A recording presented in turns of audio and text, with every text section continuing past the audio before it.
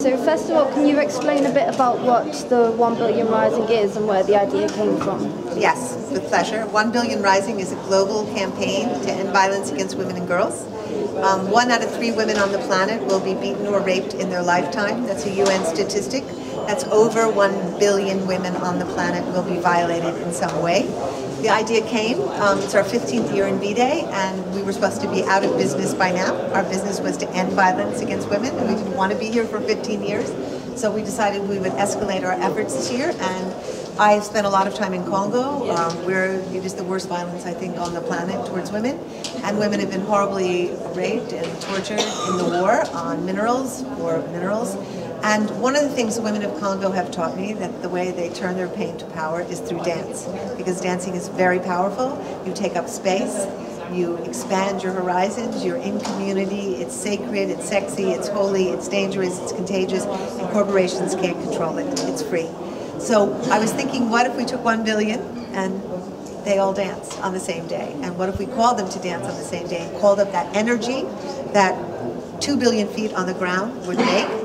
Just calling up a new energy and allowing the feminine and allowing women and men to really break through a new energy and consciousness on the planet. And it's happening. It's in 190 countries, and I really believe there's a very good chance we'll get to 1 billion. So it's a real tsunami, and as European women here, we want to invite all the European women, but also men, of course, to dance, to rise of 14th of February, and it will. They can do it. Yes, we can. We will do it. It's important that all the women and the men in Europe, on the place, in the streets, dance and rise of 14th February. We will do it, and it will be really absolutely beautiful.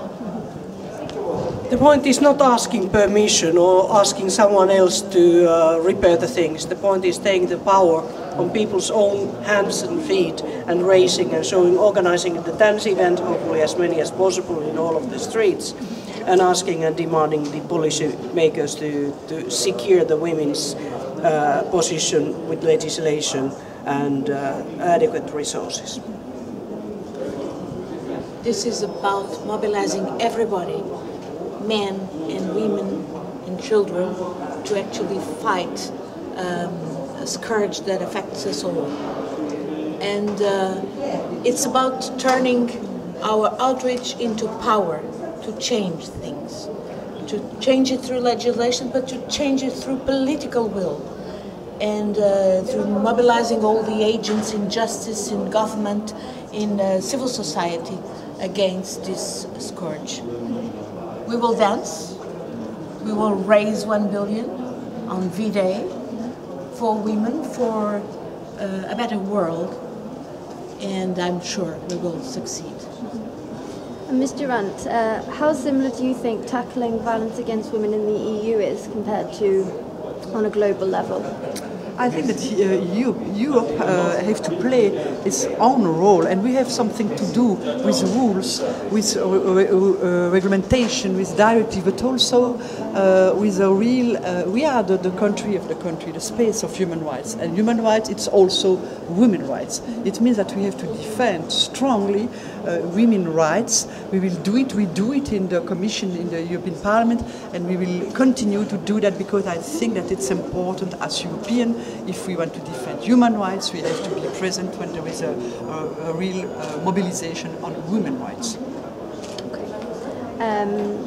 And last week, the Irish Minister for State for Equality, Kathleen Lynch, said she'll be pushing for firm conclusions on violence against women during their council presidency. What role will the Parliament take in helping the Irish presidency with this issue? We are not only helping the Irish presidency, we are doing more than supporting, we are pushing it forward. This is the vagina lobby, okay, right here. Yes. And if the Irish president forgets it, absolutely, she cannot forget, we will push. And it is a question of total rights of women against the violence, and it is the sexual and reproductive rights are part of the women's rights, and their violations are violations as well. The point is that the Parliament is dealing and accepting a resolution on the 4th of February on the plenary about the upcoming CSV meeting. and I'm expecting it to be very strong and clear on the message what needs to happen both at the European level and on the global level. Can I just say one thing too? Having now been traveling around the world, I just want to say that I feel in Europe and in the United States, we need to really up the ante. You know, I just came from the East, I came from Africa, I came from South America, where millions of women and men are mobilizing, millions. We need to do the same thing in Europe. There's a ennui here, a depression here, a kind of complacency here that we need to bust through because so many women are being battered here, so many women are being assaulted and demeaned and undermined and raped in Europe and in the United States. And I just want to say we should take heed from what's going on in India. It's amazing what's happening there. There is a breakthrough in human consciousness where sexual violence and violence against women is now in the center of the discourse, and it needs to happen here in Europe as well. And Ms. Gomes, how successful do you think the next UN Commission on the Status of Women meeting will be, whose priority theme is the elimination of violence, of all forms of violence against women and girls? Do you think that's a realistic goal?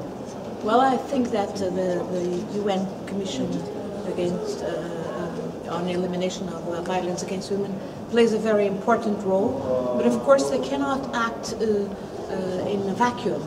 They must be clearly connecting what is going on in the world, and this mobilization of millions of women and men, progressive men, conservative men, decent men, is very important to actually make the expertise that you have gathered there in the UN Commission really be fruitful and be followed by our governments and our different institutions at all levels.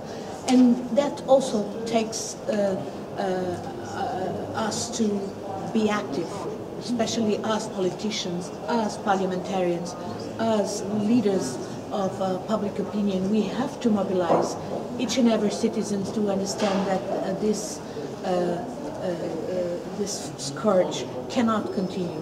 It's a matter of empowering more than half of the humanity.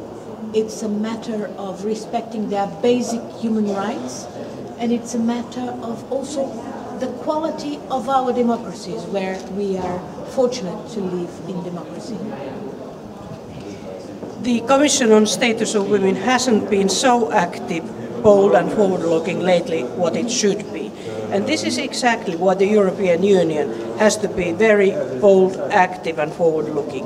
And this is why we, as 1 billion in Rising, has to send our message for the upcoming meeting as well, to really start taking actions.